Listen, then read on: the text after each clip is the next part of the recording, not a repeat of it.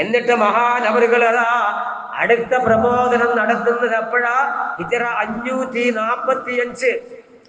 ഹിജറ 545 റമളാൻ മാസം 24-ന് മദ്രസയിൽ വെള്ളിയാഴ്ച പ്രഭാതത്തിൽ ഒരു പ്രഭാഷണം നടത്തുകയാ.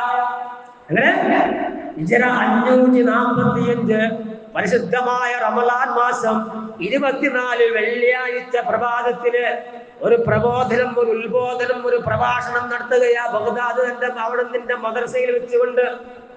ആ പ്രഭാഷണത്തിൽ ഏതാനും സംസാരങ്ങൾക്ക് ശേഷം മഹാനവറുകൾ പറയുന്നു, ഉത്ബോധിപ്പിക്കുന്നു, ഓ മക്കളെ,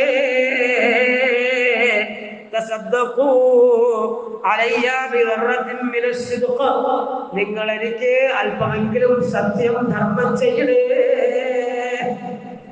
എന്ന് പറഞ്ഞാൽ എന്ത് ചെയ്യണം? നിങ്ങൾ സത്യം എന്ത് ചെയ്യണം? സത്യം പാലിക്കണം. നിങ്ങളെ സത്യസന്ധതയുള്ളവരാകണം. നിങ്ങൾ ഒരുപക്ഷെ നിങ്ങളുടെ ധനങ്ങളിലും നിങ്ങളുടെ ഭവനങ്ങളിലും ഉള്ളതിലൊക്കെ വളരെ ഉറപ്പിലും വളരെ സന്തോഷത്തിലും വളരെ നല്ല നിലയിലൊക്കെ ആയിരിക്കും. നിങ്ങൾ സത്യസന്ധത ഉള്ളവരാകണേ, നിങ്ങൾ സ്വാധീനങ്ങളാകണേ, നിങ്ങൾ സത്യപാലനം ഉള്ളവരാകണേ. എന്നിട്ട് മഹാനവറുകൾ പറയുന്നുണ്ട്, മാ ഉരീദു മിൻക ഇല്ല സിദ്ഖ വൽ ഇഖ്ലാസ്. ഞാൻ നിങ്ങളിൽ നിന്നും കുറെ എന്തെങ്കിലും ചെയ്യല്ലേ എന്നും ഉദ്ദേശിക്കുന്നില്ല.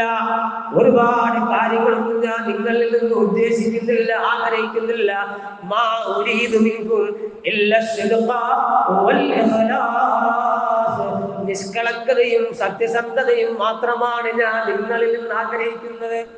നിങ്ങളുടെ പക്കൽ ഒരുപക്ഷെ കൊട്ടക്കണക്കിന് ലോഡുകണക്കിന് സമ്പത്തുണ്ടാകാം, ഒരുപാട് സൗകര്യങ്ങൾ ഉണ്ടാകാം, ഒരുപാട് രംഗങ്ങൾ ഉണ്ടാകാം, മറ്റ് പലതും ഉണ്ടാകാം.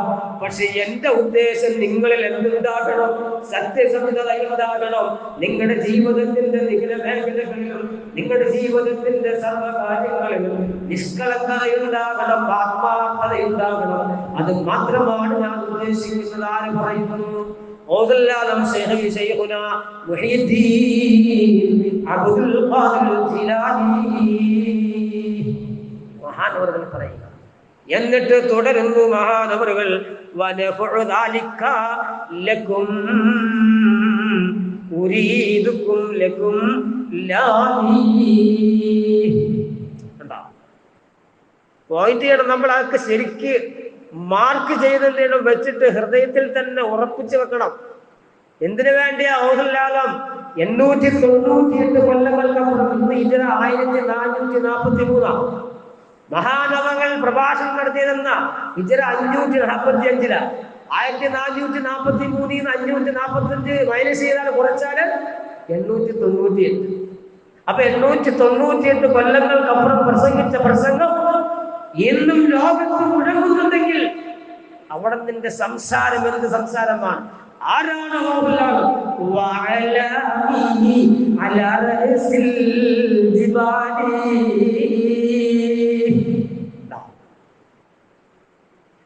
അപ്പൊ തങ്ങൾ പറഞ്ഞു,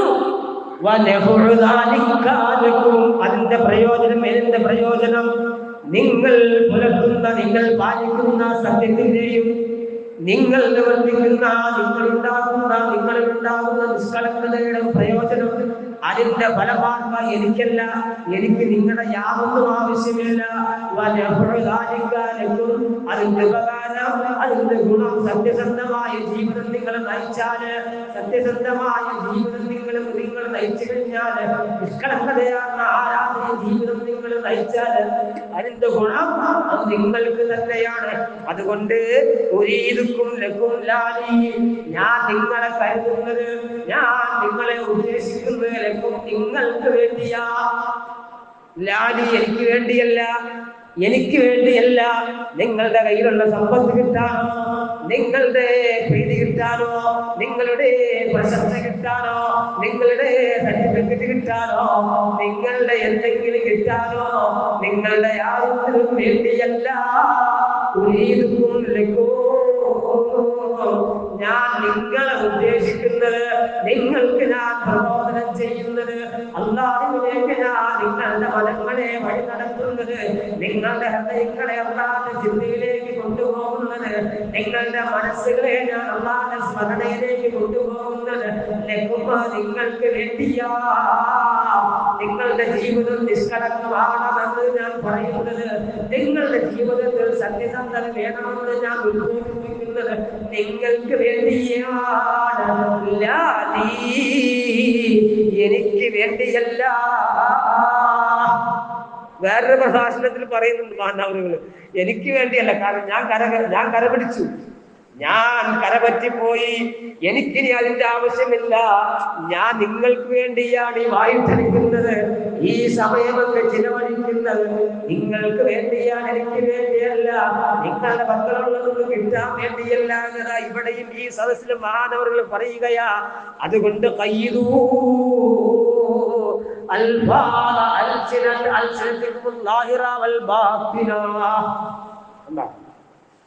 നമ്മളൊന്ന് ആലോചിക്കും, നമ്മള് വലിയ ആളുകളായിട്ട് ഇങ്ങനെ ചമയുമെങ്കിലും പറയുമെങ്കിലും നമ്മുടെ ജീവിതത്തിൽ നമ്മുടെ സംസാരങ്ങള്, നമ്മുടെ കൂട്ടുകാരോടുള്ള സംസാരമാകട്ടെ, വീട്ടുകാരോടുള്ള സംസാരമാകട്ടെ, മക്കളോടുള്ള സംസാരമാകട്ടെ, സമൂഹത്തോടുള്ള ഇടപെടലിലാകട്ടെ, പ്രവൃത്തികളിലാകട്ടെ, അവസ്ഥകളിലാകട്ടെ, ഏത് കാര്യങ്ങളിലാകട്ടെ, നാം എത്രമാത്രം സത്യം പാലിക്കുന്നുണ്ട്, നാം എത്രമാത്രം സത്യം പാലിക്കുന്നുണ്ട്.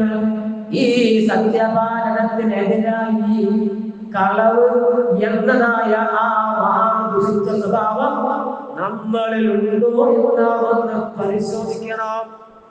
കളവെന്ന് പറഞ്ഞാൽ എത്രത്തോളം അപകടകരമാണെന്ന് അറിയുമോ? സത്യത്തിന്റെ എതിരാണല്ലോ കളവ് എന്ന് പറയുന്നത്. ഈ കളവ് എന്ന് പറയുന്നത് അബദ്ധത്തിന്റെ അടയാളങ്ങളിലാണ്. നബിയുനാ മുഹമ്മദ് റസൂലുള്ളാഹി സ്വല്ലല്ലാഹു അലൈഹി വസല്ലമ തങ്ങൾ എണ്ണിയിരിക്കുന്നത്. മൊബൈലൊക്കെ വ്യാപകമായപ്പോൾ കളവും വ്യാപനം കൂടിയില്ലേ? 10 മണിക്ക് ആലുവ ടൗണിൽ വരാമെന്ന് കൂട്ടുകാരനോട് പറഞ്ഞു. നാളെ 10 മണിക്ക് ആലുവ പ്രൈവറ്റ് ബസ് സ്റ്റാൻഡിൽ കാണാമെന്ന് പറഞ്ഞു. രാവിലെ 10 മണിയായി ആളെ കണ്ടില്ല, ആളെണീറ്റിട്ടുള്ളൂ. അപ്പൊ ഇപ്പം വിളിച്ചു, കൂട്ടുകാരനെ വിളിച്ചു. എവിടെയാ? ഞാൻ എവിടെ എത്തി? ഉറക്കത്തിൽ എണീറ്റിട്ട് ബ്രഷ് പേസ്റ്റുമാർക്ക് പോകുന്നുള്ളൂ. ഞാൻ ഇറങ്ങിയടാ എന്ന് പറയും. കളവല്ലേ?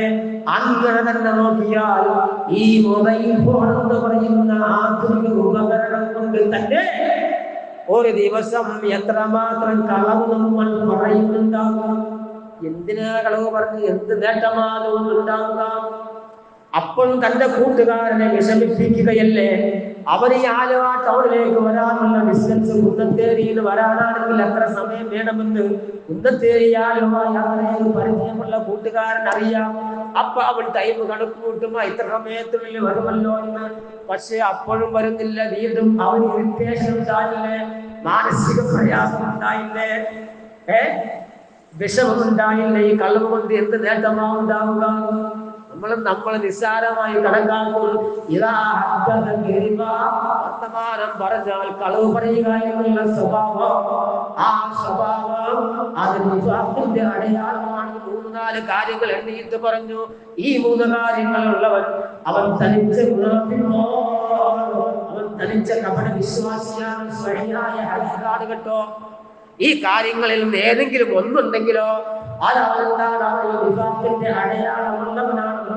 ആദരവായ അസ്വാദിഖുൽ മസ്ദൂഖ് നബിയുനാ മുഹമ്മദുർ റസൂലുള്ളാഹ്. നബി സല്ലല്ലാഹു അലൈഹി വസല്ലമ അധ്യാപനം ചെയ്ത കാര്യമാണ്, നമ്മോട് പറഞ്ഞ കാര്യമാണ്. അപ്പൊ ഈ കളവെന്ന് പറയുന്നത് ചില്ലറ കാര്യമല്ല. നമ്മെ നരകത്തിലേക്ക് കൊണ്ടുപോയി എത്തിക്കുന്ന മഹാപാതകമാണ്, മഹാ അപകടമാണ്. സത്യത്തിന് വിരുദ്ധമായ ഈ കളവെന്ന് പറയുന്നത്. അതുകൊണ്ട് ഗൗസല്ലാദം തങ്ങൾ പറയുകയാ, നമ്മെ ഉപദേശിക്കുകയാ,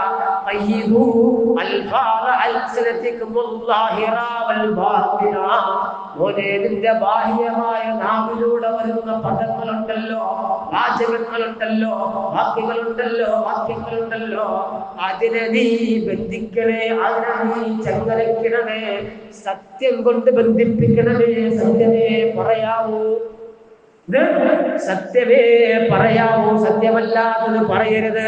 സത്യമേ ചെയ്യാവൂ, സത്യമേ ചെയ്യാവൂ, പ്രവൃത്തി സത്യമായിരിക്കണം. അതുപോലെ നിന്റെ ആന്തരികമായ പദങ്ങളുണ്ട്, ആന്തരികത്തിലുമുണ്ട് ഓരോ പദങ്ങളും ലഫ്ളുകളൊക്കെ. ആന്തരികമായ നാവിന്റെ പദങ്ങളുണ്ട്.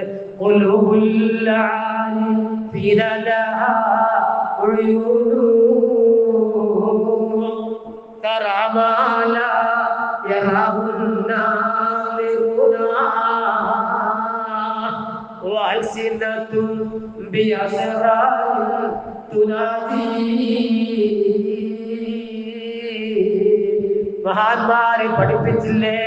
എന്ത് പഠിപ്പിച്ചോ?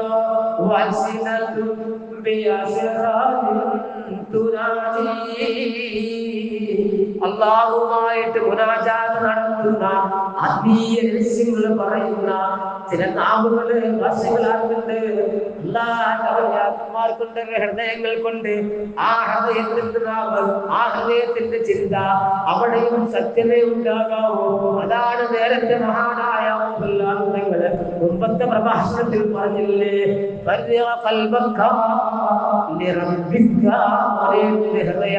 നിന്റെ ഹൃദയത്തിൽ ഉണ്ടാകുന്ന തോന്നല്, ചിന്താസ്മരണ സർവ്വതും നിന്റെ രക്ഷിതാവിന് വേണ്ടി ഒഴിവാക്കി വെക്കളേ.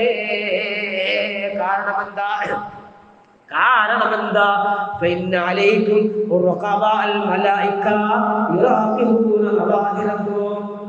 CCTV ക്യാമറ ഇവിടെ ഉണ്ട്, സൂക്ഷിക്കണമെന്ന്. ബോഡി കണ്ടാൽ, ക്യാമറ ഉള്ള സ്ഥലം കണ്ടാൽ അവിടെ നമ്മൾ വളരെ അച്ചടക്കത്തിലായിരിക്കും, അല്ലേ? അനാവശ്യങ്ങളൊന്നും, അനാവശ്യ ചേഷ്ടകളോ ഗോഷ്ഠികളോ അല്ലെങ്കിൽ കോപ്രായങ്ങളോ ഒന്നും അവിടെ നമ്മൾ എന്താവുകയില്ല. നമ്മുടെ ഭാഗത്തിൽ ഉണ്ടാകാതെ നമ്മളെ ശ്രദ്ധിക്കുമെങ്കിൽ ഒരു സമയത്ത് നമ്മളെ തൊട്ട് പറയാത്ത അള്ളാഹു കൊണ്ട് ഒന്ന് അതിരിക്കട്ടെ. അതുകൂടാതെ അള്ളാഹു സുബ്ഹാനഹു വ തആല അതിന് പ്രത്യേകമായ മാലാഖമാരെ നിയോഗിച്ചിട്ടുണ്ട്. അലൈക്കും മലക്കുകളാകുന്ന നിരീക്ഷകർ നിങ്ങൾക്ക് മേലെയുണ്ട് കേട്ടോ. അവർ നിങ്ങളുടെ ബാഹ്യങ്ങളെ നിരീക്ഷിക്കുന്നതാണ്. നിങ്ങളുടെ കൈകൾ എവിടെയാണ്? നിങ്ങളുടെ കൈകളെ കൊണ്ട് നിങ്ങൾ എന്താ ചെയ്യുന്നത്? എന്താ നിങ്ങൾ എഴുതുന്നത്? എന്താ നിങ്ങൾ വരയ്ക്കുന്നത്? എന്താ നിങ്ങൾ ആംഗ്യം കാണിക്കുന്നത്? എന്താ നിങ്ങൾ ചുരുട്ടുന്നത്? എന്താ നിങ്ങൾ സൂചിപ്പിക്കുന്നത്? ഇത് ഓരോ അവയവങ്ങൾ, നിങ്ങളുടെ ബാഹ്യമായ നേത്രങ്ങൾ എന്തിനേക്കാണ് നോക്കുന്നത്? എന്താണ് കാണുന്നത്? എവിടെയാണ് നോട്ടം പായുന്നത്? അതും ആ മലക്കുകൾ നിരീക്ഷിക്കുന്നതാണ് കേട്ടോ. അതുപോലെ എന്റെ ബാഹ്യാവയവമായ രണ്ട് കാലുകൾ എവിടേക്കാണ് നീങ്ങുന്നത്? എങ്ങോട്ടാണ് ഓരോ സ്റ്റെപ്പും വെക്കുന്നത് നിരീക്ഷിക്കാൻ അല്ലാഹു സുബ്ഹാനഹു വ തആല മലായികത്തിനെ നിശ്ചയിച്ചിട്ടുണ്ട് കേട്ടോ. അങ്ങനെ എണ്ണി പറയേണ്ട ആവശ്യമില്ലല്ലോ സഹോദര. എന്റെ ഓരോ ബാഹ്യമായ ചലനങ്ങളെ നിരീക്ഷിക്കാൻ നിനക്ക് വേണ്ടിയിട്ട് നിന്റെ മേലെ അല്ലാഹു സുബ്ഹാനഹു വ തആല മലക്കുകളെ നിയോഗിച്ചിട്ടുണ്ട്. അവർ അവരുടെ ഡ്യൂട്ടി കൃത്യമായി നിർവഹിക്കുന്നുണ്ട് കേട്ടോ. അവർ അല്ലാഹുവിലേക്ക് റിപ്പോർട്ട് ചെയ്യും കേട്ടോ. അല്ലാഹുവിന്റെ ആവശ്യമില്ല. മലക്കുകൾ പറഞ്ഞു കേട്ടോ. മറ്റൊരു പറയാൻ അവിടെ ജോലി തരില്ലേ? അവിടെയാണ് നമ്മൾ മനസ്സിലാക്കുന്നത്. ഓരോ കാര്യങ്ങൾ നടത്താൻ ഓരോ സംവിധാനങ്ങളാണ് അല്ലാഹു സുബ്ഹാനഹു വ തആല നടപ്പാക്കിയ സംവിധാനങ്ങളാ. ആ സംവിധാനത്തിൽ പെട്ടതാ പ്രയാസമുണ്ടാകുമ്പോ ഔലിയാക്കന്മാരോട് സഹായം തേടുക, അമ്പിയാക്കന്മാരോട് സഹായം തേടുക എന്നുള്ളത്, അമ്പിയാക്കളും ഔലിയാക്കളും ഒക്കെ സഹായിക്കുന്നത് അല്ലാഹു തന്നെ ഖുർആനിൽ പറഞ്ഞതാ. ഉദാഹരണങ്ങൾ ഖുർആനിൽ പറഞ്ഞതാ, ഹദീസുകളിൽ പറഞ്ഞതാ. ഇതെല്ലാം ഉള്ളതാ, സത്യമാണ്. പക്ഷേ ഹൃദയം കുരുടായി കഴിഞ്ഞാൽ പിന്നെ രക്ഷയില്ല, പിന്നെ എന്ത് പറഞ്ഞിട്ട് കാര്യമില്ല, അതവിടെ ഇരിക്കട്ടെ. അപ്പൊ അതുകൊണ്ട് നിന്റെ ബാഹ്യ പ്രവർത്തനങ്ങൾ നീ ശരിക്കും ശ്രദ്ധിക്കണേ. നീ കള്ളത്തരത്തിൽ അകപ്പെടാതെ നോക്കണേ, നീ കളവ് പറയരുതേ.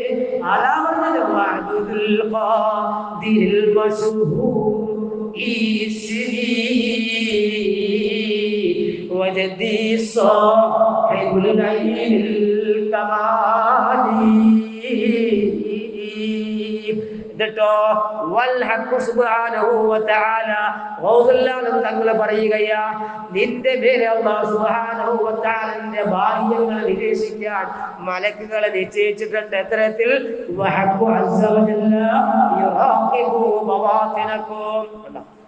നിന്റെ ഉള്ളുകൾ, നിന്റെ ആന്തരികങ്ങൾ ആര് നിരീക്ഷിക്കുന്നുണ്ട്, ആര് പരിശോധിക്കുന്നുണ്ട്?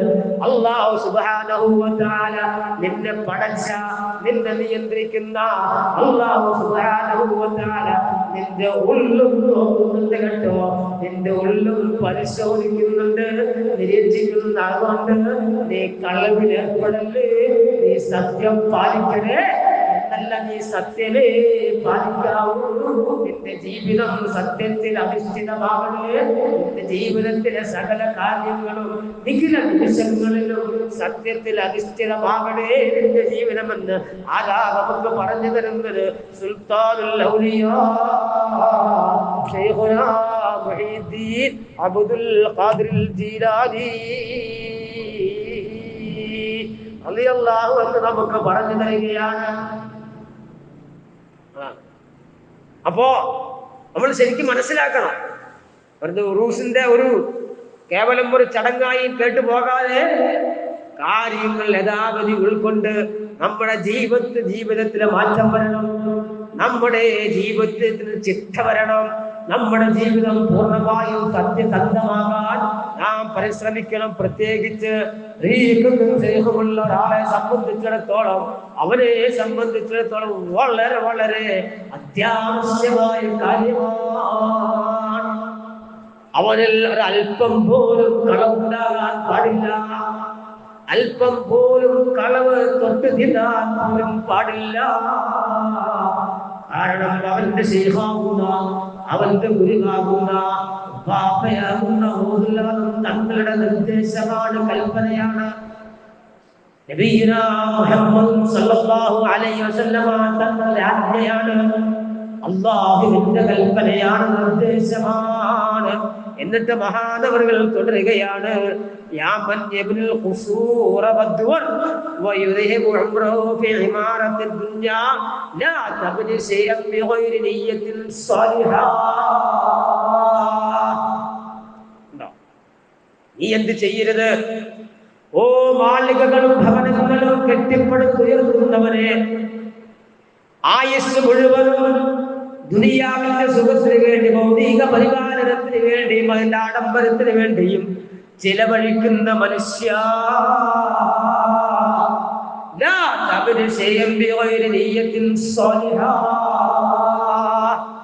സത്യമായ കരുതലോടെയല്ലാതെ, സദുദ്ദേശത്തോടെയല്ലാതെ യാതൊന്നും നീ കെട്ടിപ്പടുക്കല്ല. നിന്റെ ഏത് വിഷയമാണെങ്കിലും ശരി, നിന്റെ വീട് വെക്കലാണെങ്കിലും ഭവന നിർമ്മാണമാണെങ്കിലും അത് നല്ല ഉദ്ദേശത്തോടുകൂടെയാകണം.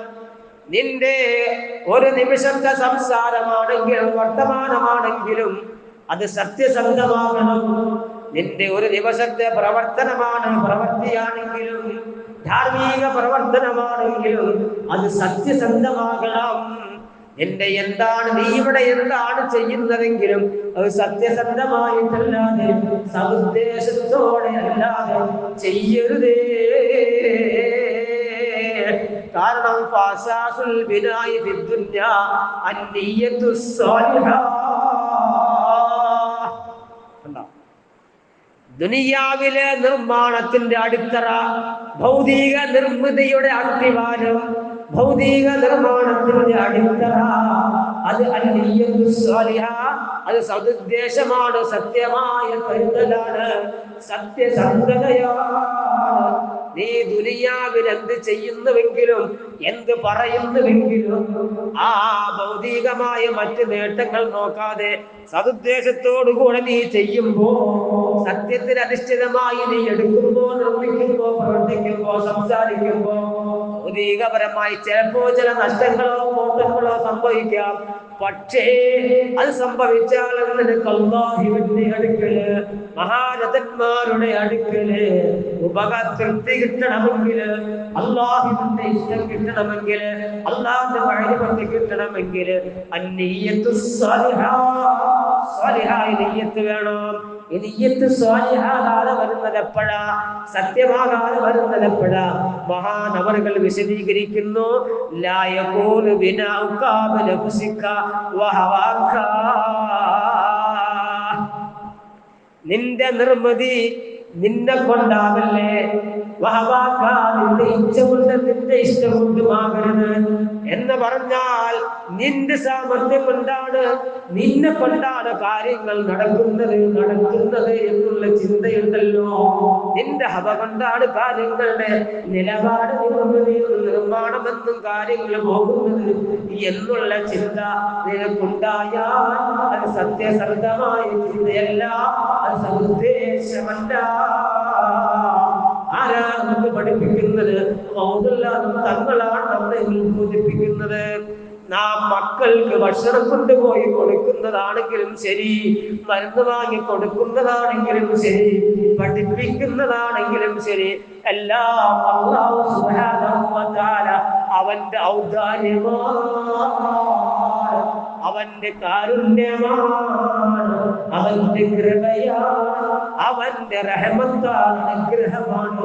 അതുകൊണ്ട് അതെല്ലാം എന്നിൽ കൂടെ നടക്കുന്നതാണ്, ഞാനായിട്ടൊന്നും ഇവിടെ നടത്തുന്നില്ല എന്നതാണ് അന്നിയ്യത്തു സ്വാലിഹ, സത്യസന്ധമായ ജീവിതം. അതാണ് സത്യസന്ധമായ ഉദ്ദേശം, കരുത്ത് സദുദ്ദേശം എന്ന് പറയുന്നത്. അതെ, എന്നിട്ട് മഹാനവറുകൾ പറയുന്നു, നമ്മളെ പോലെയുള്ളവരെ സംബന്ധിച്ച് പറയുകയാണ്, അൽ ജാഹിലു യബ്നി ഫിദ്ദുനിയ ബിനഫ്സിഹി വഹവാഹു വതബഇഹി.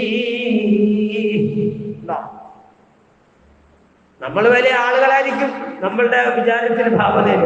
പക്ഷേ വിവരമില്ലാത്തവൻ, ജാഹിലായ ഒരു മനുഷ്യൻ, അല്ലാഹുവിനെ സംബന്ധിച്ച് അറിയാത്തവൻ, ഈ ദുനിയാവ് എന്താണെന്ന് മനസ്സിലാക്കാത്തവൻ ഈ ദുനിയാവിനെ കെട്ടിപ്പടുക്കും. ഓരോന്നവൻ ഇവിടെ ഉണ്ടാക്കും, നിർമ്മിക്കും, പ്രവർത്തിക്കും, സംസാരിക്കും തന്നെ കൊണ്ടാണ്. എന്റെ കഴിവാണ്, ഞാനാണ് അത് ചെയ്യുന്നത്. പറച്ചിലോ പ്രയോഗത്തിലോ അല്ല സഹോദര, പറച്ചിലും പ്രയോഗത്തിലും ഇതൊക്കെയുള്ളതാണ്. എന്നാലാണല്ലോ വേർതിരിവുണ്ടാവുകയുള്ളൂ. പക്ഷേ നമ്മുടെ ഹൃദയത്തിൽ ചെയ്യേണ്ട കാര്യമാണ് മഹാനവറുകൾ പറയുന്നത്. ആര് പറയുന്നത്? തങ്ങളെ പറയുന്നത് നമ്മുടെ ഹൃദയത്തിൽ നിലനിർത്തേണ്ട കാര്യമാണ്. അതാണല്ലോ നിയ്യത്ത് എന്ന് പറയുന്നത്. അത് ഹൃദയത്തിൽ ഉണ്ടാകുന്നതാണ്. അപ്പോ ഈ നിലക്കാകുമ്പോൾ അല്ലാഹു സുബ്ഹാനഹു വ തആലയുടെ അനുഗ്രഹം നമുക്കതാ വർദ്ധിച്ച് വരുന്നതാണ്. മനസ്സിലാക്കണം. തന്നെയല്ല, ഈ നിലക്കല്ല, നല്ലതായ നെയ്യത്തിലൂടെ എല്ലാം നമ്മളുടെ ജീവിതമെങ്കില്, സതുദ്ദേശത്തോടെ എല്ലാം, സത്യപാലനത്തിലൂടെ എല്ലാം നമ്മുടെ ജീവിതത്തിലെ കാര്യങ്ങളുമെങ്കില്, ഖിയാമ നാളില് നമ്മളോട് അല്ലാഹു സുബ്ഹാനഹു വ തആല ചോദ്യം ചോദിക്കും. വയഖാല യൗമൽ ഖിയാമ ലിമ ബനൈത വമിൻ ഐന അൻഫഖത വലിമ അൻഫഖത. അതും ചോദിക്കും അവനോട്. അവനെ സംബന്ധിച്ചിടത്തോളം ആ ചോദ്യങ്ങളൊന്നും പ്രശ്നമല്ല. എന്താ ചോദിക്കുന്നത്? എന്തിനു വേണ്ടിയാണോ നീ ഓരോ നിർമ്മിതി ഉണ്ടാക്കിയത്, ഓരോ പണിതത്, ഓരോ പ്രവൃത്തികൾ ചെയ്തതിന് വേണ്ടിയാ? നീ എവിടെന്നാ ചിലവഴിച്ചത്? നീ എന്തിനു വേണ്ടിയിട്ടാ ചിലവഴിച്ചത്? എവിടെന്നാ ചിലവഴിച്ചത്? എന്തിനു വേണ്ടിയിട്ടാ ചിലവഴിച്ചത്? അൽ-ബഖറയുടെ ആദ്യത്തിൽ മുത്തഖീങ്ങളെ സംബന്ധിച്ച് പറഞ്ഞു. മുത്തഖീങ്ങളുടെ സ്വഭാവം എന്താ?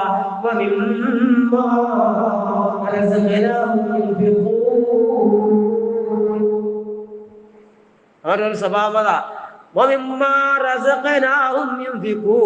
അവർ ചിലവഴിക്കും. എന്തിൽ നിന്ന്? മിമ്മാ റസഖ്ന, നമ്മൾ നൽകിയതിൽ നിന്ന്.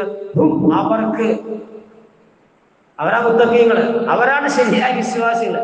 നാം അവർക്ക് നൽകിയതിൽ നിന്നാണ് അവർ ചിലവഴിക്കുക. നമ്മൾ ചിലവഴിക്കുന്നത് എങ്ങനെയാ? നമ്മളെ 10 രൂപ 100 രൂപ 100 ഇർഫാനിന്റെ കുറ്റിയിലേക്ക് ഇട്ടാൽ, അല്ലെങ്കിൽ നമ്മുടെ നേർച്ചയിലേക്ക് നമ്മൾ ആടിന്റെ പൈസ കൊടുത്താൽ, ഒരു ചാക്കരി നേർച്ചയാക്കിയാൽ ഒരു ചാക്കരിയുടെ പൈസ കൊടുത്താൽ, ഞാൻ കൊടുത്തു, എന്റെ സമ്പാദ്യത്തിൽ നിന്ന് ഞാൻ ഉണ്ടാക്കിയതിൽ നിന്ന് കൊടുത്തു. നമ്മൾ മുത്തക്കീകളാണെന്ന് പറയും, എന്നിട്ട് അല്ലെ നമ്മൾ ഉറച്ച വിശ്വാസികളാണെന്ന് പറയും. പക്ഷെ നമ്മൾ അള്ളാഹ് നൽകിയതിൽ നിന്നാണോ കൊടുത്തത്? യഥാർത്ഥത്തിൽ സത്യത്തിൽ അള്ളാഹ് നൽകിയതിൽ നിന്ന് തന്നെയാണ് കൊടുത്തത്. പക്ഷേ നമ്മുടെ ധാരണ എന്താ? നമ്മൾ കൊടുക്കുന്നത് ആ നിരക്കല്ല, അള്ളാഹ് നൽകിയതിൽ നിന്നാണ് എന്ന നിരക്കല്ല കൊടുക്കുന്നത്. ഞാൻ ഉണ്ടാക്കിയ, ഞാൻ കച്ചവടം ചെയ്തുണ്ടാക്കിയ, ഞാൻ പണിയെടുത്തുണ്ടാക്കിയ, ഞാൻ കൃഷി ചെയ്തുണ്ടാക്കിയ, ഞാൻ അങ്ങനെ ഓരോ പ്രവൃത്തി ചെയ്തുണ്ടാക്കിയ എന്റെ സമ്പാദ്യത്തിൽ നിന്നാണ് ഞാൻ കൊടുത്തത് എന്ന ബോധ്യമാണ്, ചിന്തയാണ്, ധാരണയെങ്കിൽ നമ്മളും മുത്തക്കീകളും എവിടെയാ സഹോദര? ചിന്തിച്ചിട്ടുണ്ടോ? ആലോചിച്ചിട്ടുണ്ടോ? അതേ സമയത്ത് അള്ളാന്റെ മഹത്തുക്കളുടെ പാതയെ തുടർന്ന് ശരിയായ നീയത്തിൽ സത്യസന്ധമായ ജീവൻ നയിച്ച മഹാന്മാരായ അള്ളാന്റെ യഥാർത്ഥ അടിമകളെ സംബന്ധിച്ചിടത്തോളം അവർ ചിലവഴിക്കുന്നു, അവരുടേതല്ല, അള്ളാഹുവിൻ്റെതാ. അള്ളാഹ് നൽകിയതിൽ നിന്ന് ചിലവഴിക്കരുത്. അത് പൈസയാകാം, അവന്റെ ആരോഗ്യമാകാം, എന്തുമാകാം, ഇന്നത് എന്നില്ല, അറിവാകാം, അറിവുകളുമാകാം. ഇതൊക്കെ അള്ളാഹ് നൽകിയതാണ്. അള്ളാഹ് എനിക്കിവിടെ ഒന്നിനെത്തില്ല, ഒന്നിനും കൂടെ ഉടമാവകാശമില്ല, ഒരവകാശവുമില്ല. എല്ലാം അള്ളാഹു അവന്റെ ഔദാര്യത്താൽ നമുക്ക് ഈ ലോകത്ത് ജീവിക്കുമ്പോൾ നമ്മുടെ കൈകളിൽ അത് വിനിയോഗിക്കാൻ വേണ്ടി തന്നു എന്ന് മാത്രം. ഉടമസ്ഥാവകാശം ആർക്കാണ്? സർവാധിപതിയായ അള്ളാഹുവിനാണ്. അതുകൊണ്ട് നമ്മൾ എന്ത് ചിലവഴിക്കുന്നോ, എന്ത് നൽകുന്നോ, അതെല്ലാം അള്ളാഹുവിന്റേതാണ്.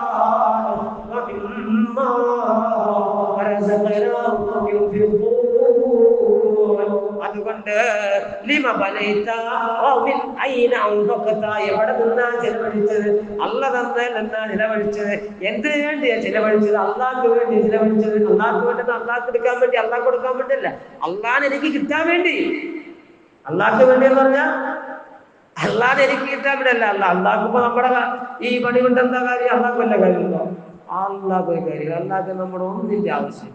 പിന്നെ അള്ളാഹ്ക്ക് വേണ്ടി എന്ന് പറയുമ്പോ ചില പ്രയോഗങ്ങളും പെട്ടെന്ന് നമുക്ക് മനസ്സിലാവില്ല. അള്ളാഹ്ക്ക് വേണ്ടി ഞാൻ നിസ്കരിക്കുന്നു എന്ന് പറഞ്ഞാൽ 2 കാലം കൊണ്ട് അള്ളാഹ്ക്ക് എന്ത് കാര്യം? അള്ളാഹ്ക്ക് എന്ത് ചെയ്യാനാ 2 കാലം? എന്റെ നോമ്പ് അള്ളാഹ്ക്ക് എന്ത് ചെയ്യാനാ? അള്ളാഹ് നമുക്ക് കിട്ടാനാണോ ചെയ്യുന്നത്? ഒക്കെ വിശ്വലാത്ത രീതിക്ക് വിഷയം വ്യാപിച്ച് പലതരത്തേക്ക് പോകട്ടെ. അപ്പൊ അതുകൊണ്ട് അതുകൊണ്ട് മോനെ, നീ അള്ളാഹുവിന്റെ തൃപ്തി തേടണേ. അള്ളാന്റെ തൃപ്തിയാണ് നീ തേടേണ്ടത്. അള്ളാന്റെ വിധിയോടുള്ള യോജിപ്പാണ് നീ തേടേണ്ടത്. അള്ളാഹ് നിനക്ക് എന്താണോ ഓഹരി ചെയ്ത് തന്നിരിക്കുന്ന ആ ഓഹരിയിൽ നീ തൃപ്തിപ്പെടണേ. അള്ളാഹ് നിനക്ക് വിധിച്ച് തരാത്തതിന് നീ തേടല്ല. നിനക്കിപ്പോ എന്തൊക്കെയുണ്ടോ, നിനക്ക് ഈ സമയത്ത് എന്തെല്ലാം നിന്റെ ജീവിതത്തില്, നിന്റെ അധീനതയില് ഈ ലോകത്ത് ജീവിക്കുവാൻ നിനക്കുണ്ടോ, അതെല്ലാം അള്ളാഹു നിനക്ക് നൽകിയതാണ്. അതെല്ലാം നിനക്കുള്ള അള്ളാന്റെ വീതത്തിലുള്ളതാണ്. അതുകൊണ്ട് നീ തൃപ്തിപ്പെട്ടോ. അതല്ലാത്തതിന്റെ പിറകെ നീ പായേണ്ടതില്ല. നീ പായരുതേ.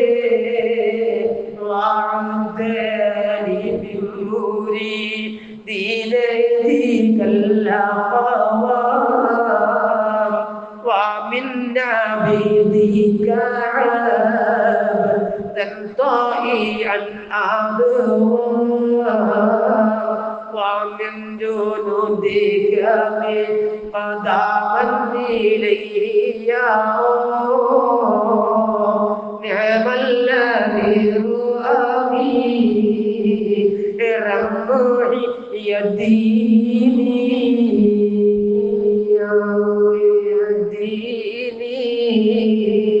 يا غوث الأعلام يا إكليل يا سندي غوث السماء والأرض. كنتم خير أمة أمة أخرجت للناس تأمرون بالمعروف وتنهون عن المنكر وتؤمنون بالله